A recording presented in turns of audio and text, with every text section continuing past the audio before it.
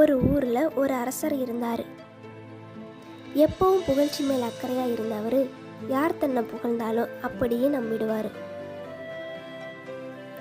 அதனால் அவரோட மந்திரிகள் எல்லாரும் எப்பவும் அவரை புகழ்ந்துகிட்டே இருப்பாங்க. நாட்டில் எல்லாரும் சந்தோஷமாக இருக்காங்க, அதுக்கு நீங்கள் தான் காரணம்னு சொல்லி அவரை நம்ப வச்சுட்டு இருந்தாங்க.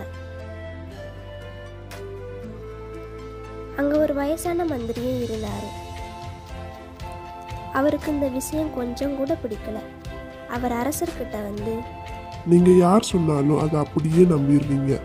ஆனால் நாட்டில் எல்லாரும் உண்மையாக கஷ்டப்பட்டுக்கிட்டு இருக்காங்க, கொஞ்சம் வெளியே வந்து கவனிச்சு பாருங்க அப்படின்னு சொன்னார்.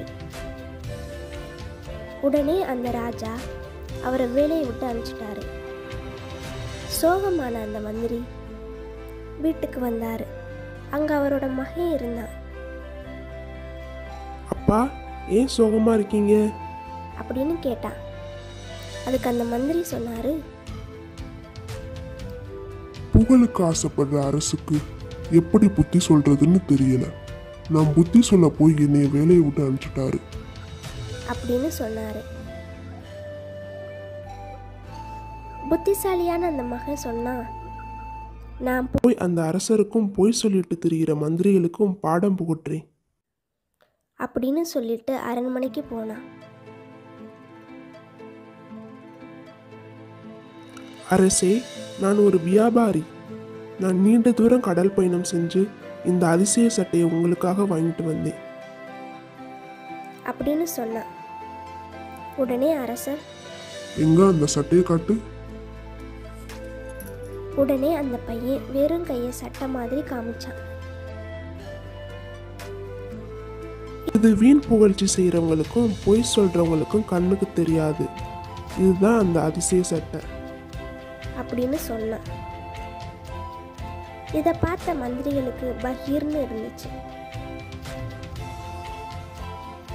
இந்த சட்டை கண்ணுக்கு தெரியலன்னு சொன்னா நம்ம கெட்டவங்கன்னு அரசருக்கு தெரிஞ்சிடும். உடனே பொய் சொல்ல ஆரம்பிச்சாங்க.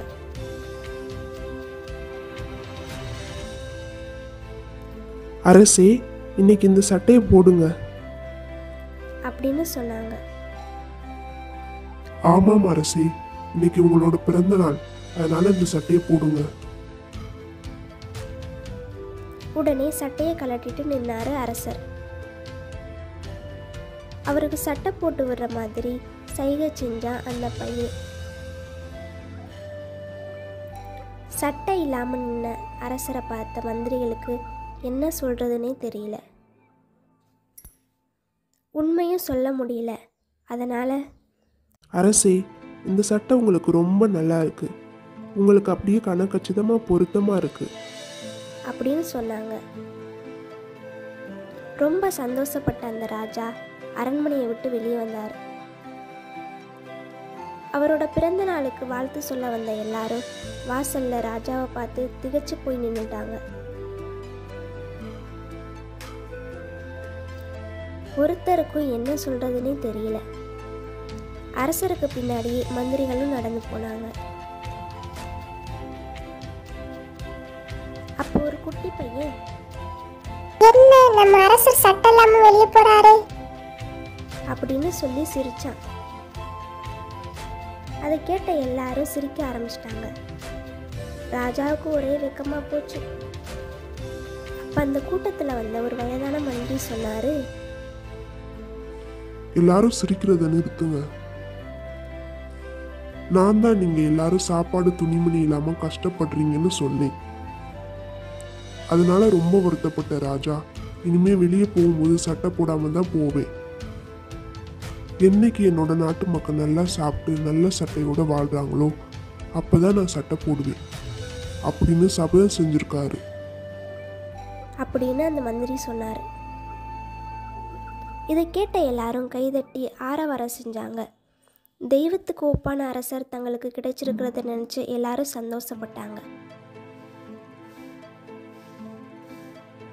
இதையெல்லாம் கேட்ட அரசருக்கு அப்பதான் புரிஞ்சது, அந்த மந்திரிகள் சொன்னது உண்மை இல்லை. நாட்டு மக்கள் ரொம்ப கஷ்டப்படுறாங்க. நாம தான் முட்டாள்தனமா வீண் புகழ்ச்சிக்கு ஆசைப்பட்டு இப்படி சட்டை இல்லாம தெருவில் நிற்க வேண்டியதா போச்சு.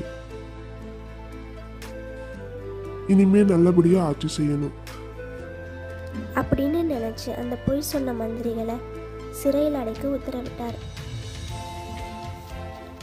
சமயோதித புத்தியால தன்னோட மானத்தை காப்பாற்றினது மட்டும் இல்லாம நாட்டு மக்களோட கஷ்டத்தையும் தெரியப்படுத்தின அந்த மந்திரியை ராஜா தன்னோட முதல் மந்திரியா நியமிச்சாரு. மக்களோட கஷ்டம் போக ஆட்சி செய்ய ஆரம்பிச்சாரு. தவறான வழிகளை எண்ணி கூறுகிற அமைச்சனை விட 70 கோடி பகைவர் பக்கத்தில் இருந்தாலும் நன்மையே. செவிக்கு இன்பமா இருக்கக்கூடிய பொய்ய ஊர் முன்னாடி உண்மை வெக்கமடைய செய்யும்.